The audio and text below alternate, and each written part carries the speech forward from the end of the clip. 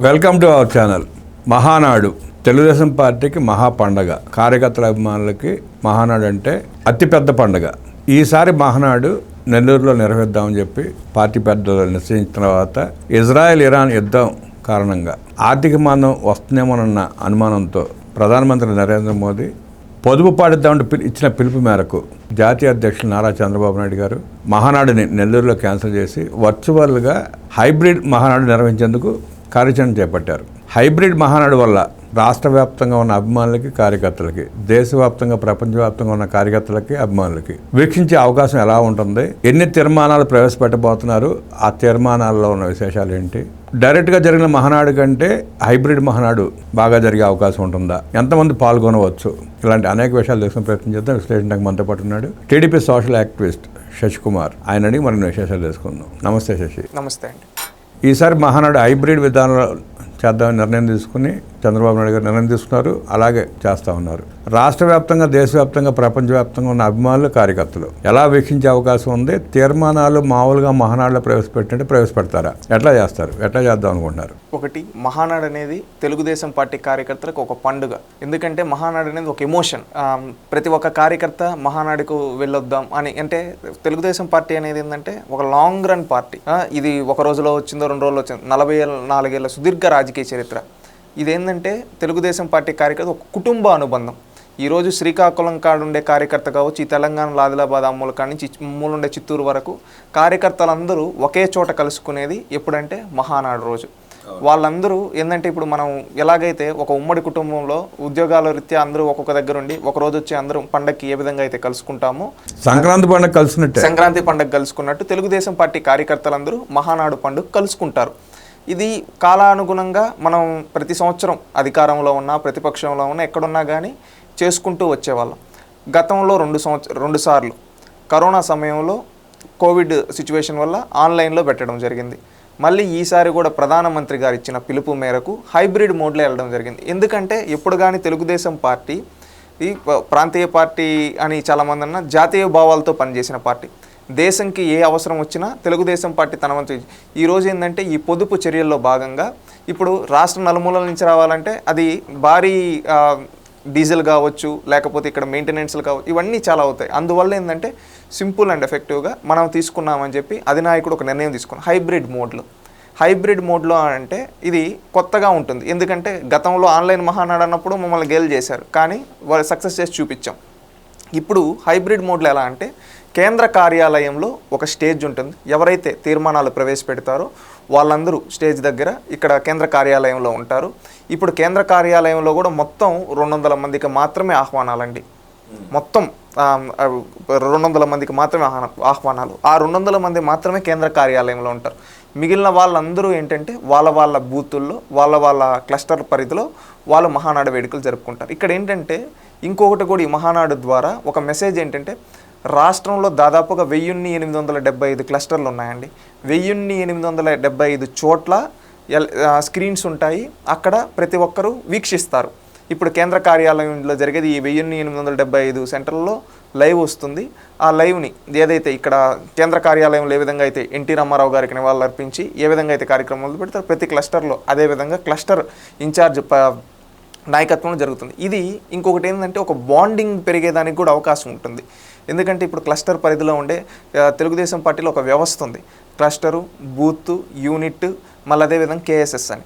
ఈ విధంగా కేఎస్ఎస్ కాడి నుంచి సాధారణ కార్యకర్తల నుంచి ఆ క్లస్టర్ పరిధిలో ఉండే వాళ్ళందరూ అక్కడికి వచ్చి అక్కడ వాళ్ళు పాల్గొని ఈ తీర్మానాలు చేసి ఒకరి కష్ట నష్టాలు తెలుసుకునేదానికి, ఇవి ఇంకా వాళ్ళు మనసు విప్పి మాట్లాడుకునేదానికి ఇది ఉపయోగపడుతుందని నేను భావిస్తూ ఉన్నాను. ఇక్కడ ఏంటంటే కార్యకర్తలని ఫీడ్బ్యాక్ కూడా తీసుకోమని చెప్పి కార్యకర్తల నుంచి చెప్పడం జరిగింది అధినాయకులు. ఎందుకంటే మహానాడుకు వచ్చినప్పుడు కూడా కార్యకర్తలు ఫీడ్బ్యాక్ తీసుకుంటుంది. ఎందుకంటే తెలుగుదేశం పార్టీ ఇన్నేళ్ళ రన్ అవుతూ ఉందంటే కార్యకర్తల బలం మీదే. అందుకే కార్యకర్తలు ఫీడ్బ్యాక్ తీసుకునేదానికి అక్కడ ఫీడ్బ్యాక్ బాక్సులు కూడా పెట్టమని చెప్పి అధినాయకత్వం చెప్పడం జరిగింది. దానికి తగ్గట్టు అవి కూడా పెడతారు. వాటి ద్వారా కార్యకర్తల ఒపీనియన్ కూడా అక్కడ షేర్ చేయొచ్చు. ఈ విధంగా జరుగుతుందండి. ఇక్కడ నేను ఆలోచించేది ఏంటంటే నార్మల్గా మీటింగ్ జరిగినప్పుడు ఏంటంటే ప్రతినిధులు దాదాపు ఒక 10,000 నుంచి 20,000 మంది వరకు ప్రతినిధులు, అంటే ఎవరైతే కమిటీ సభ్యులు ఉన్నారో అనుబంధ విభాగాలు, అదేవిధంగా రాష్ట్ర కమిటీ, మండల కమిటీ, ఈ విధంగా వచ్చేవాళ్ళు. ఈసారి అదృష్టం ఏంటంటే, అదృష్టం అని నేను ఎందుకంటానంటే ఒకే దగ్గర 1875 క్లస్టర్లలో మీటింగులు జరిగితే ఖచ్చితంగా ఆ ప్రాంతంలో బలోపేతం చేసుకునే దానికి అవకాశం ఉంటుందండి. గతంలో ఏంటంటే కొంతమంది ఎక్కడో ఒక ప్లేస్లో చెప్తే ఆ ప్లేస్కి ప్రతినిధులు వచ్చేవాళ్ళు, ఒకరోజు బహిరంగ సభకి కార్యకర్తలు. కొంతమంది ఏంటంటే అంత లాంగ్ పర్యటన వెళ్ళడం ఎందుకని కొంతమంది కొంచెం మనం ఎలా వెళ్తాంలే అనుకునేవాళ్ళు. ఈసారి అలా లేకుండా అంతా లైవ్ ఉంటూ వాళ్ళ దగ్గర పరిధిలోనే ఉంటుంది కాబట్టి ప్రతి ఒక్క కార్యకర్త పార్టిసిపేట్ చేయొచ్చు. గతంలో కంటే ఎక్కువ ఈసారి ఏంటంటే 1 కోటి మంది కార్యకర్తలు ఒకేసారి ఈ 1875 క్లస్టర్లలో ఏవైతే ఉన్నాయో వాళ్ళ పరిధిలో ఉండేది వాళ్ళు చూసేదానికి అవకాశం ఉంది. ఇది గర్వంగా చెప్పుకోగలుగుతాం. ఎందుకంటే 1 కోటి మంది బలంగల పార్టీ కార్యకర్తల పార్టీ తెలుగుదేశం పార్టీ అని. ఈరోజు అదే 1 కోటి మంది బలం ఉన్న ఈ తెలుగుదేశం పార్టీ ఈరోజు మహానాడులో కూడా 1 కోటి మంది సభ్యులు పాల్గొనే విధంగా ఈరోజు పొదుపులో భాగంగా తీసుకుంది. అంటే ఎప్పుడు కానీ సంక్షోభాల నుంచి అవకాశాలు వెతుక్కుంటారంటారు కదా, ఆ విధంగా సంక్షోభాల నుంచి ఈరోజు అవకాశాలు వెతుక్కుని ఇది ఒక మంచి పద్ధతిలో హైబ్రిడ్ మోడ్లో వెళ్తూ ఉన్నారు. ఇది దేశానికే ఆదర్శం. ఎందుకంటే ఈరోజు పక్క రాష్ట్రాల్లో కొన్ని రాష్ట్రాల్లో చూస్తూ ఉన్నాం ఏ విధంగా ర్యాలీలు ఇవన్నీ, కానీ ఇక్కడ ఆ విధంగా వద్దు, మనం పొదుపు చర్యల భాగం మనం ఈ విధంగా చేద్దామని చెప్పి చెప్పడం జరిగింది. ఇది 1 కోటి మంది కార్యకర్తలు ఆనందంగా రేపు పార్టిసిపేట్ చేయబోతున్నారు. గర్వంగా ఉంది. ఇంకొకటి ఏంటంటే ఇక్కడ పెట్టే తీర్మానాలు, మహానాడు అంటే ఏదో నార్మల్గా రాజకీయ ప్రసంగాలు అది కాదు, ఒక పాలసీ. తెలుగుదేశం పార్టీకి ఒక పాలసీ పార్లమెంట్ అంటాం ఈ మహానాడుని. ఎందుకంటే ఇక్కడ జరిగే చర్చలు రేపు దాదాపుగా 20 తీర్మానాలు దాకా పెడుతున్నారు. తెలంగాణకు సంబంధించి ఒక 4, మళ్ళీ అదేవిధంగా అండమాన్కి సంబంధించి 1, మళ్ళీ అదేవిధంగా దాదాపుగా ఒక 15 దాకా ఆంధ్రప్రదేశ్కి సంబంధించి ఇవి ఒక 14 వరకు, ఒకటి వచ్చి ఉమ్మడిగా అంటే ఎన్టీ రామారావు గారి గురించి ఈ విధంగా తీర్మానాలు. ఈ తీర్మానాలు ఏంటి అంటే ఇదేంటంటే ఒక పాలసీ మేకింగ్ లాగా. ఎందుకంటే ఇప్పుడు దాదాపుగా రేపు 50 మందో 60 మందో స్పీకర్స్ మాట్లాడతారు. వీళ్ళు మాట్లాడేదంతా ఏంటంటే ఒక్కొక్కరు టాపిక్ ఇస్తారు, దానిపైన ఐడియాస్ ఇంప్లిమెంట్ చేయడం. ఈ విధంగా గతంలో నేను కూడా ఒకసారి తీర్మానం ప్రవేశపెట్టడం. ఇప్పుడు ఇక్కడ నాయకులకు అవకాశం ఇచ్చారు. గతంలో డైరెక్ట్గా మహానాడు జరిగినప్పుడు కార్యకర్తలు కూడా మాట్లాడే అవకాశం ఇచ్చేవాళ్ళు. ఇప్పుడు ఈ వర్చువల్ హైబ్రిడ్ విధానంలో కార్యకర్తలు మాట్లాడే అవకాశం ఉంది. Feedback okay. లాస్ట్ టైం నువ్వు కూడా మాట్లాడినట్టు స్టేజ్ మీద. ఈసారి కూడా కొంతమంది కార్యకర్తలను సెలెక్ట్ చేసి కేంద్ర కార్యాలయంలో మాట్లాడిస్తున్నారు. ఎవరైతే యూనిట్ స్థాయిలో, క్లస్టర్ స్థాయిలో, బూత్ స్థాయిలో బాగా పనిచేశారో అలాంటి కార్యకర్తలను కూడా తీసుకొని ఈసారి వాళ్ళను కూడా కార్యకర్తలను కొంతమంది కార్యకర్తలకు కూడా అవకాశం కల్పిస్తున్నారు. మనం చూస్తే ఆవిర్భావ దినోత్సవం రోజు కూడా కార్యకర్తలకు అవకాశం కల్పించారు. ఖచ్చితంగా కార్యకర్తలకు అవకాశం ఈసారి కూడా ఉండబోతూ ఉంది. ఏ కమిటీల్లో అంటే main central committee, state committee కాకుండా యూనిట్ స్థాయిలో, బూత్ స్థాయిలో కష్టపడిన వాళ్ళకు కూడా ఈసారి కూడా మహానాడులో అవకాశం రాబోతూ ఉంది ఖచ్చితంగా. ఎందుకంటే మహానాడు అనేది కొత్త వాళ్ళకు అవకాశాలు ఇవ్వడానికి.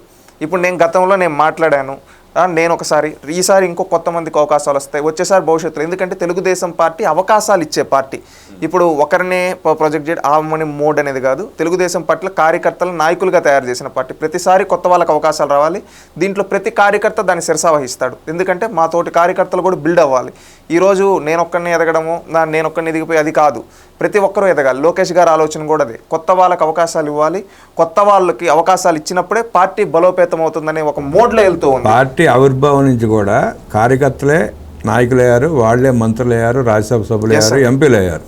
ఇవాళగా అదే కొనసాగుతూ ఉంది ఖచ్చితంగా. ఎందుకంటే ఈసారి కూడా కొత్త వాళ్ళకి అవకాశాలు వస్తున్నాయి. మేము దాన్ని స్వాగతిస్తూ ఉన్నాం. రేపు భవిష్యత్తులో కూడా ఇంకా మరింత మందికి అవకాశాలు రావాలని కోరుకుంటూ ఉన్నాం.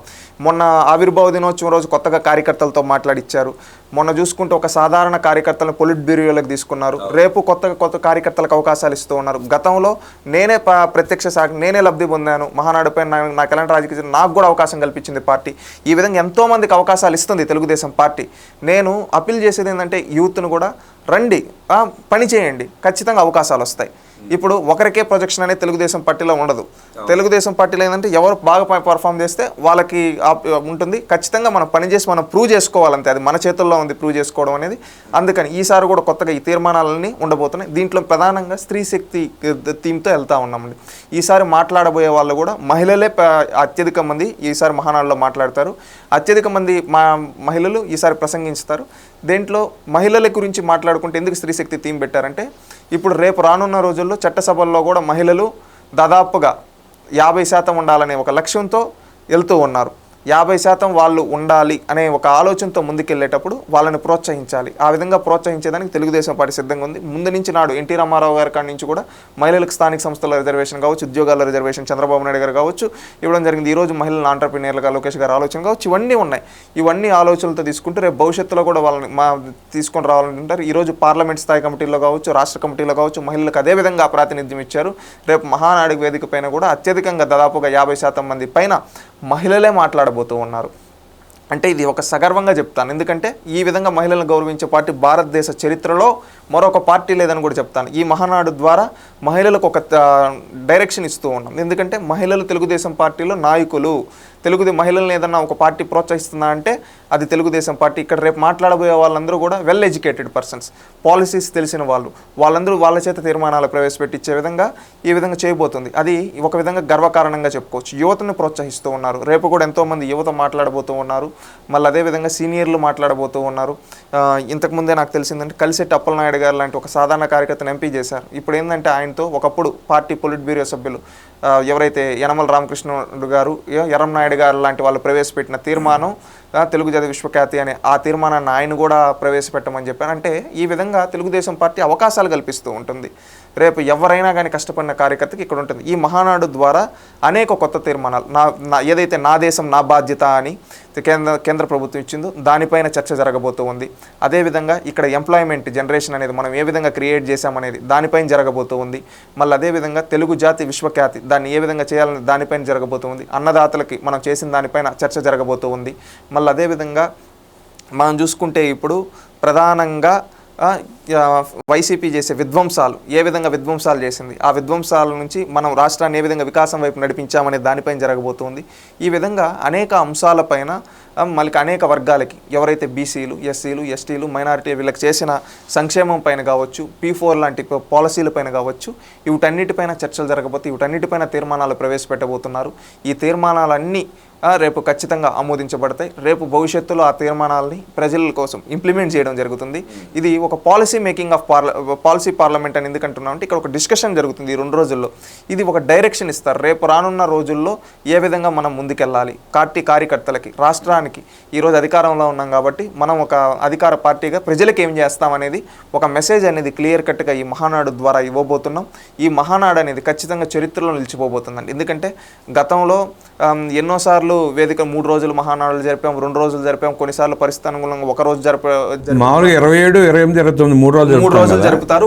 ఈసారి 2 రోజులు 2 రోజులు 27, 28 యాక్చువల్లీ 3 రోజులే చేయాలనుకున్నాం. కానీ పరిస్థితులకు అనుగుణంగా ఈరోజు 2 రోజులు హైబ్రిడ్ మోడ్లో పెట్టాలని ఒక నిర్ణయం తీసుకోవడం జరిగింది. ఆ నిర్ణయానికి తగ్గ అనుగుణంగా జరుపుతారు. కొన్నిసార్లు ఒక రోజు చేసిన మహానాడులు ఉన్నాయి. పరిస్థితులు ఎలక్షన్స్ ఉన్నప్పుడు కొన్నిసార్లు జరగలేదు.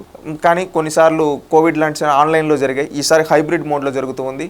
ఏది ఏమైనా కానీ తెలుగుదేశం పార్టీ ఎల్లప్పుడూ కార్యకర్తల పార్టీ. ఈ మహానాడు ద్వారా కార్యకర్తలకు ఒక డైరెక్షన్, రాష్ట్రానికి ఒక డైరెక్షన్ ఇవ్వబోతుందని నేను సగర్వంగా చెప్పగలనండి.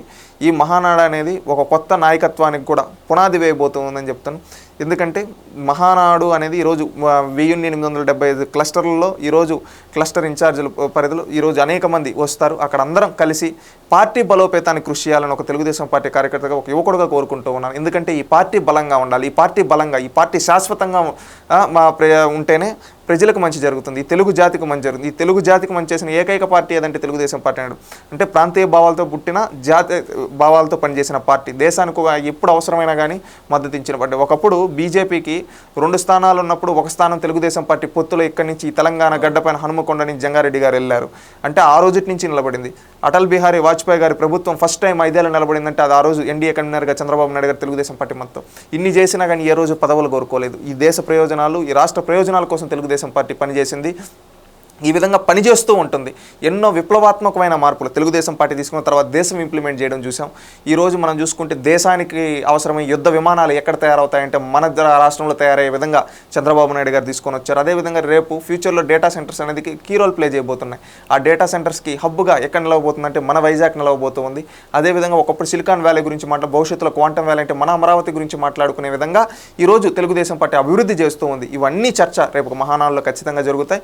ఇవన్నీ ప్రజలకు అందరికీ తెలిపి ఈ తరం యువతని చైతన్యం చేసి జెన్జీ ఎవరైతే ఉన్నారో వాళ్ళందరికీ ఒక మెసేజ్ అనేది కూడా ఈ మహానాడు ద్వారా ఇవ్వబోతున్నాం. ఎందుకంటే పాలసీలు నేను నిన్న కూడా ఒక ఆర్టికల్ రాయడం జరిగింది. మాకు కావాల్సింది ఏంటంటే పాలసీలు చేసేవాళ్ళు, ఫ్యాక్షనిజం చేసేవాళ్ళు కాదు. మాకు కావాల్సింది అభివృద్ధి చేసేవాళ్ళు, అరాచకాలు చేసేవాళ్ళు కాదు.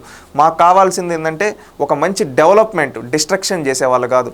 ఇవన్నీ డెవలప్మెంట్ కావచ్చు, అదేవిధంగా ఆ అభివృద్ధి కావచ్చు. మనం చూసుకుంటే ఈ విధంగా ఒక ఫ్యూచర్ ప్లానింగ్తో వెళ్ళే పార్టీ తెలుగుదేశం పార్టీ. గతంలో కూడా భవిష్యత్ తరాల కోసం ఆలోచించింది, ఈ రోజు కూడా రేపు భవిష్యత్ తరాల కోసం మా కోసం ఆలోచిస్తూ ఉంది. ఎప్పుడు కానీ హింసా రాజకీయాలు చేయలేదు, ప్రజలకు ఉపయోగపడే రాజకీయాలు చేసింది. అందుకని ఏంటంటే జెన్జీని పిలుపునిస్తూ ఉన్నాం. చంద్రబాబు నాయుడు గారు నిన్న కూడా ఓపెన్గా స్టేట్మెంట్, మీకేం కావాలో చెప్పండి, మేము అలాంటి పాలసీలు తీసుకొని వస్తాం. ఈరోజు ఒక ట్రాన్స్పరెన్సీ పాలసీల్లో ఎక్కడిని తీసుకొని వచ్చింది, ఈ సేవ కావచ్చు, మీ సేవ కావచ్చు, ఈరోజు వాట్సాప్ కొన్ని అన్నీ ఒక ట్రాన్స్పరెన్సీ ఆఫ్ లెవెల్ ఈరోజు వస్తూ ఉన్నాయంటే అదొక టెక్నాలజీని యూజ్ చేసుకొని అది తెలుగుదేశం పార్టీతోనే సాధ్యం. గతంలో ఉన్న వాళ్ళు ఉద్యోగాలంటే చేపలు రొయ్యలంటే ఈరోజు యువతకు ఆపర్చునిటీస్ ఎలా ఇస్తున్నారంటే మీరు ఒక సెక్టార్లో కాదు, మీరు ఏ డిపార్ట్మెంట్ మీకు నచ్చింది చేరుకోండి, ఆ డిపార్ట్మెంట్లకు సంబంధించి ఉద్యోగాలు ఈరోజు ఆటోమొబైల్ కావచ్చు, ఎలక్ట్రానిక్ కావచ్చు, కంప్యూటర్స్ కావచ్చు, ఏది కావాలన్నా ఈరోజు ఆపర్చునిటీస్ ఇక్కడ క్రియేట్ అవుతున్నాయి. లేదు నేను ఆంటర్ప్రీనియర్గా తయారవ్వాలంటే ఎంఎస్ఎంఈల ద్వారా కావచ్చు. ఈరోజు 175 ఎంఎస్ఎంఈ పార్కులు మేము స్టార్ట్ చేస్తూ ఉన్నాం. అదేవిధంగా రతన్ టాటా ఇన్నోవేషన్ హబ్ ద్వారా స్టార్టప్స్ని ఎంకరేజ్ చేస్తూ ఉన్నాం. ఇవన్నీ చేస్తూ ఉన్నామంటే ఒక పాలసీ మేకింగ్ ద్వారా ప్రజలకు మంచి చేయాలని ఒక తపన ద్వారా అది జెన్జీ కూడా మా తరం కూడా ఆలోచిస్తారనుకుంటున్నా. రేపు రానున్న రోజులు అందరం ఈ పార్టీతో కలిసి ఉంటే ఏంటంటే ఈ పార్టీ మన కోసం పనిచేస్తుంది, వ్యక్తిగత స్వార్థాలు ఉండవు ఈ పార్టీలో. అందుకని యువతను కూడా పిలుపునిస్తున్నాం, రండి కథలు రండి, తెలుగుదేశం పార్టీలో భాగమవుదాం, ఖచ్చితంగా పనిచేద్దాం. రేపు భవిష్యత్తు తరాలకు ఉపయోగపడే ఆలోచనలు, పాలసీలు మనం తయారు చేసుకున్నామని పిలుపునిస్తున్నాను. ఈ మహానాడు అనేది స్త్రీశక్తి థీమ్తో రేపు హైబ్రిడ్ మోడల్లో దేశానికి పొదుపు ఏదైతే పిలిపించిందో ఆ పొదుపు మేరకు మనం ఈరోజు చేస్తూ ఉన్నామండి. భవిష్యత్తులో కూడా రేపు రాను రోజుల్లో మహానాడు అద్భుతంగా రానున్న మహానాడులు కూడా జరుగుతాయి. ఖచ్చితంగా ఈ మహానాడు ద్వారా ఏంటంటే జెన్జీకి పిలుపునిచ్చేది, ఖచ్చితంగా రండి, తెలుగుదేశం పార్టీలో భాగం అవ్వండి, కలిసి పనిచేద్దాం, కలిసి పాలసీలను తయారు చేసుకున్నాం, రేపు భవిష్యత్తులో నిర్మిద్దామని పిలుపునిస్తూ ఉన్నాం. ఈ హైబ్రిడ్ మహానాడు ద్వారా ఒక స్పష్టమైన మార్పు అయితే కనబడిపోతూ ఉంది. ఎస్ అండి, ఎందుకంటే సిచ్యువేషన్కి తగ్గట్టు మనం మారాలి. ఎప్పుడు ఒక పాత తరం ఆలోచనలతోనే కాదు, కొత్త తరం ఆలోచనలతో కూడా కూడుకో ఉండాలి. ఇప్పుడు టెక్నాలజీ వచ్చింది, 1870 చోట్ల ఒకేసారి చూడొచ్చు. ఇప్పుడు ఏంటంటే అందరం ఒక దగ్గర కలిసి చేసుకునేది మహానాడు. ఇప్పుడున్న పరిస్థితుల్లో అందరం రాష్ట్ర నలుమూల నుంచి ఒకే చోటకు రావాలంటే అది అనేక డీజిల్ కావచ్చు, మళ్ళీ ఇంకా సంథింగ్ పెట్రోల్ కావచ్చు, లేకపోతే అక్కడ పరిస్థితులు కావచ్చు, ట్రాన్స్పోర్ట్ కావచ్చు, ఇదంతా ఒక పెద్ద కొన్ని వందల కోట్లు అనేది ఖర్చు అవుతుంది. ఇప్పుడు అదేమి పార్టీ పెట్టేదో ప్రభుత్వం పెట్టేదో ప్రతి ఒక్కరు వాళ్ళ సొంత జోబుల్లో నుంచి పెట్టుకునే వస్తారు. బట్ అదేంటంటే దేశం పైన భారం పడుతుంది, ఆ విధంగా పడకూడదు. దానికంటే ఏం చేయాలి, మనం సెంట్రల్ ఆఫీస్లో పెట్టి సెంట్రల్ ఆఫీస్కి కూడా అందరినీ వచ్చేయండి అని కూడా చెప్పాలా. కేవలం ఒక 200 మందిని పిలిచి మీరు వరకు చాలు, మిగతా వాళ్ళందరూ మీ దగ్గరే ఉండండి. ఎందుకంటే ఎంతమందిని తగ్గించుకుంటే మనం అంత మంచిదనే ఉద్దేశంతో ఒక 200 మందిని మండల స్థాయిలోనే అరేంజ్ చేసుకుంటున్నారు అన్ని. మండల స్థాయిలో ఒక మండలానికి 2-3 క్లస్టర్లు ఆ విధంగా ఉంటాయి. ఆ విధంగా నియోజకవర్గానికి ఒక 10 నుంచి 15 క్లస్టర్లు ఉంటాయి. ఆ 10-15 క్లస్టర్లు వాళ్ళు అక్కడ పెట్టుకుంటారు. ఆ పరిధిలో వాళ్ళు ఏంది దగ్గర ఒక 2 కిలోమీటర్లు 3 కిలోమీటర్లు ఉంటే పోతారు. అక్కడ ఉన్న వాళ్ళందరూ కూర్చుంటారు, తీర్మానాలని వింటారు. అదేవిధంగా వాళ్ళు ఆన్లైన్లో మైటీడీపీ యాప్ ద్వారా తీర్మానాల్లో ఏమి ఎంతెంత ర్యాంకింగ్ ఇస్తారు, ఇక్కడ ఏదైతే ప్రాసెస్ జరుగుతుందో అదంతా డిజిటలైజేషన్ చేసి చేస్తూ ఉన్నాం. ఇది తరానికి తగ్గట్టుగా, కాలానికి తగ్గట్టుగా మార్పులకి అలవరుచుకుంటూ అది కార్యకర్తలకు కూడా దాన్ని అలవాటు చేస్తూ మనమందరం దేశం కోసం పనిచేయాలనే ఒక లక్ష్యంతో ముందుకెళ్తున్నామని నేను తెలియజేస్తున్నాను. జెన్జీ ఆలోచనలతో చంద్రబాబు నాయుడు గారు ముందుకు వెళ్తూ ఉన్నారు. ఎస్, అబ్సల్యూట్లీ అండి. హైబ్రిడ్ మహానాడు గురించి మనకు అనేక విషయాలు తెలియజేసిన శశికుమార్కి అభినందనలు తెలియజేస్తూ నమస్కారం.